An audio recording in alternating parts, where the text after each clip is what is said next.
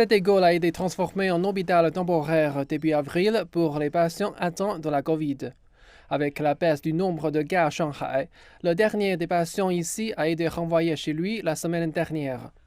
Cependant, avant que l'école ne soit à nouveau remplie des rires des élèves, une étape très importante doit être franchie, la désinfection. Le premier cycle de désinfection sera effectué à l'intérieur de l'hôpital temporaire et le résultat sera évalué par la suite. Sur cette base, nous procéderons au deuxième cycle de désinfection sur l'ensemble du campus après avoir retiré certaines des cloisons.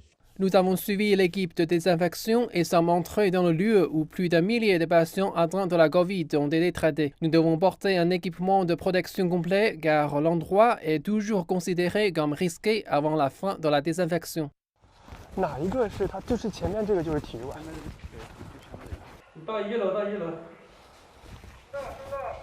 Le gymnase de l'école a été isolé et utilisé comme zone principale pour traiter les patients atteints de la Covid. C'est la zone la plus importante pour la désinfection. Les membres du personnel se trouvant derrière moi procèdent à ce qu'on appelle la désinfection terminale, qui est généralement effectuée lorsqu'un espace a été libéré par des patients atteints d'une maladie contagieuse. Afin de minimiser les risques d'inhalation de vapeurs toxiques, l'équipe a utilisé du peroxyde d'hydrogène comme désinfectant de l'air, qui se transformera en oxygène et en eau après un certain temps. Pendant ce temps, la désinfection est également en cours dans d'autres bâtiments où aucun patient positif à la Covid n'a été traité. Pour ces pièces, l'équipe utilise une méthode beaucoup plus douce avec un désinfectant à plus faible concentration.